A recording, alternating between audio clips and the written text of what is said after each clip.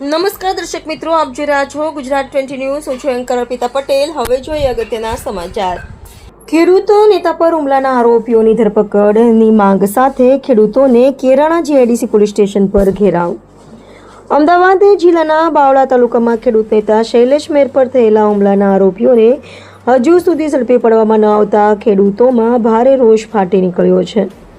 આ મુદ્દે આજે મોટી સંખ્યામાં ખેડૂતો કેરાણા જીઆઈડીસી પોલીસ સ્ટેશન ખાતે એકત્રિત થયા હતા અને પોલીસ તંત્ર સામે ઉગ્ર વિરોધ નોંધાવી પોલીસ સ્ટેશનનો ઘેરાવ કર્યો હતો. ખેડૂતોનું કહેવું છે કે શૈલેષ મેર પર થયેલો હુમલો એકમાત્ર વ્યક્તિ પરનો હુમલો નથી, પરંતુ સમગ્ર ખેડૂત સમાજના સ્વાભિમાન પરનો હુમલો છે. ઘટનાને ઘણા દિવસો વીતી ગયા હોવા છતાં પોલીસ દ્વારા આરોપીઓની ધરપકડ કરવામાં કોઈ નોંધપાત્ર પ્રગતિ ન થતાં ખેડૂતોમાં અસંતોષ વધી રહ્યો છે. વિરોધ પ્રદર્શન દરમિયાન ખેડૂતો પોલીસ સ્ટેશન સુધી પહોંચ્યા હતા અને આરોપીઓની તાત્કાલિક ધરપકડ કરવાની માંગ ઉઠાવી હતી. ખેડૂત આગેવાનો પિન્ટુ કોળી સહિત અન્ય નેતાઓએ જણાવ્યું હતું કે જો પોલીસ દ્વારા ત્વરિત અને નિષ્પક્ષ કાર્યવાહી કરવામાં નહીં આવે તો આગામી દિવસોમાં સમગ્ર જિલ્લામાં ઉગ્ર આંદોલન શરૂ કરવામાં આવશે, જેના માટે પોલીસ અને વહીવટીતંત્ર જવાબદાર રહેશે.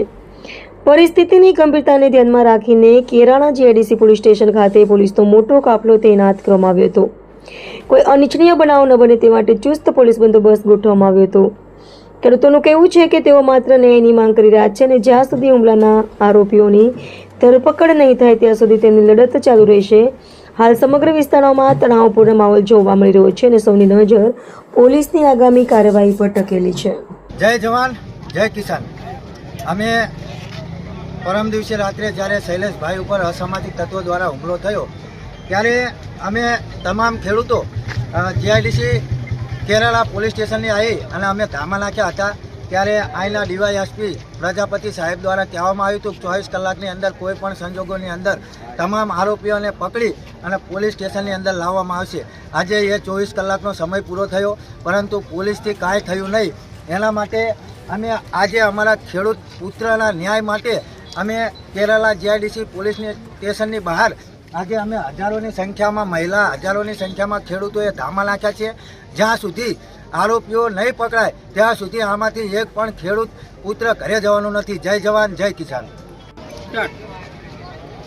3 દિવસ પહેલા અમારા શૈલેષભાઈ ઉપર હુમલો કર્યો હતો અને અમે રાત્રે અહીંયા પોલીસ થાણે આવીને પોલીસ થાણાનો ઘેરાવ કર્યો હતો અને એસપી દ્વારા એવું કહેવામાં આવ્યું હતું કે 24 કલાકની અંદર ગુનેગારોને તમારી સમક્ષ રજૂઆત કરશે, તમારી સમક્ષ લાવવામાં આવશે, પણ હજી લાવ્યા નથી અને એમનો જે ટાઈમ આવ્યો હતો એ ટાઈમ જતો રહ્યો. એટલે અમે આજે ફરીથી હજારોની સંખ્યામાં, આજે તો હજારો લોકો છે, પણ જો એ લોકો જલ્દી નિર્ણય નહીં લાવે, જલ્દી ગુનેગારોને અમારી સમક્ષ નહીં લાવે તો અમે ઘણી બધી સંખ્યામાં અહીંયા અમારા ખેડૂતોને ભેગા કરીશું અને અમે ન્યાય માટે લડશું. દર્શક મિત્રો, ગુજરાત 20 ન્યૂઝને લાઇક, શેર, સબસ્ક્રાઇબ કરો, બેલ આઇકન પ્રેસ કરો જેથી આપને નોટિફિકેશન્સ મળતી રહે.